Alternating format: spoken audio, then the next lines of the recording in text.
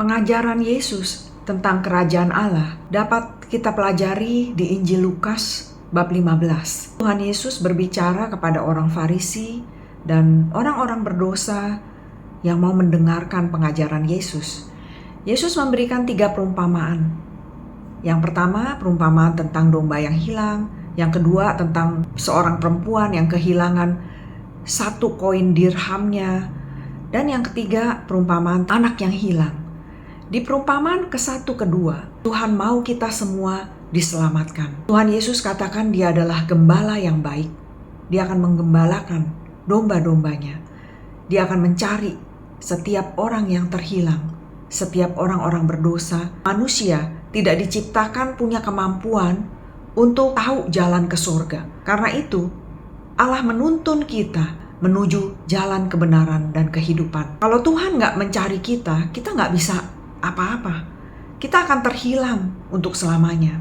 Di perumpamaan yang ketiga, perumpamaan anak yang hilang. Semua orang Kristen pasti tahu cerita tentang anak yang hilang.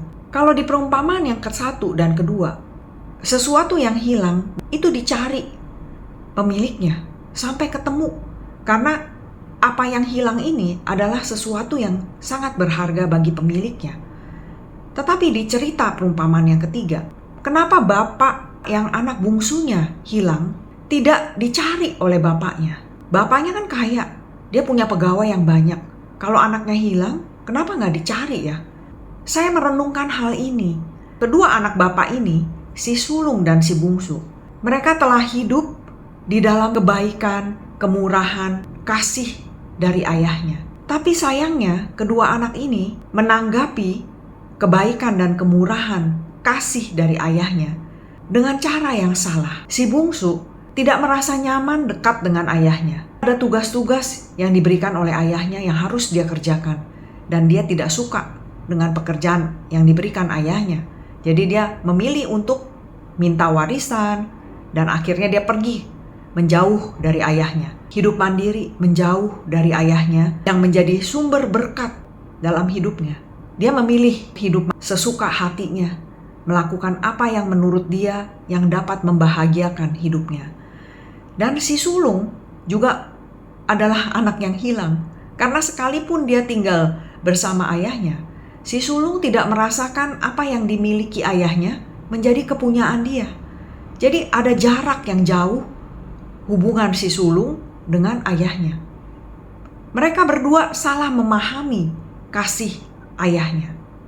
Perumpamaan anak yang hilang ini sangat relevan dengan keadaan kita saat ini. Kita hidup di zaman kasih kebaikan Tuhan telah diberikan kepada kita. Tuhan Yesus katakan, sudah selesai. Apa yang Tuhan mau berikan kepada kita, pengampunan dosa, kuasa kebangkitannya, Roh Kudusnya yang menyertai kita, itu adalah kemurahan Tuhan, kebaikan Tuhan yang melebihi dari yang bisa kita pikirkan. Diberikan kepada kita karena kita tidak sanggup membayar Allah. Karena itu Allah yang memberikannya untuk kita.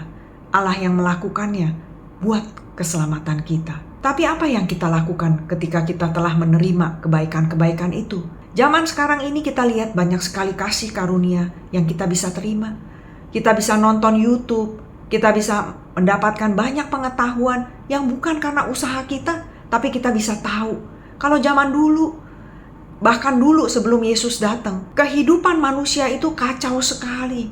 Bahkan kita tidak tahu bagaimana caranya menjadi manusia yang benar, menikmati damai sejahtera, menikmati sukacita, kegembiraan saat kita memberi, bukan menerima, kesetiaan.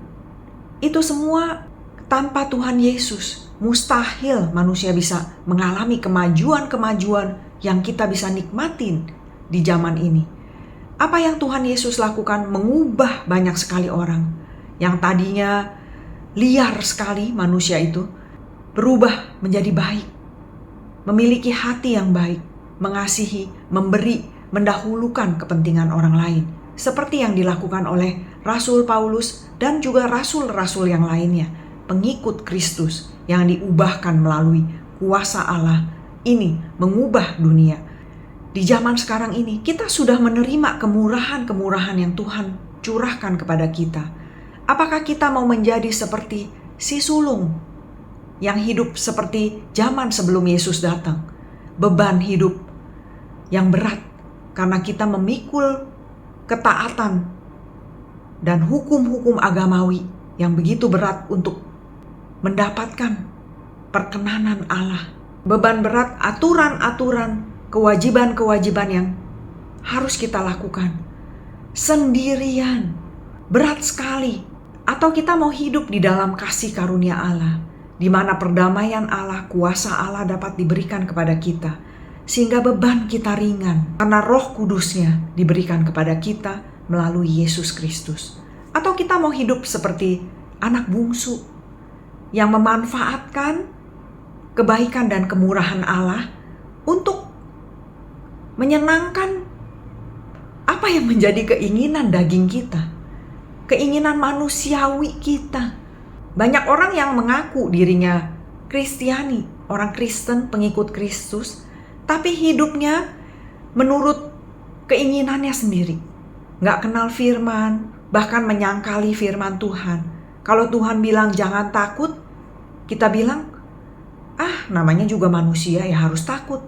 Karena kita tidak kenal Tuhan. Roh Kudus tidak diberikan kepada kita. Kita mengenal Allah secara salah.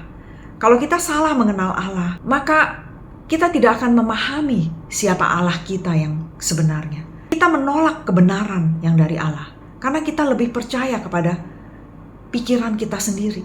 Roh Allah tidak dapat bisa bekerja di dalam kita.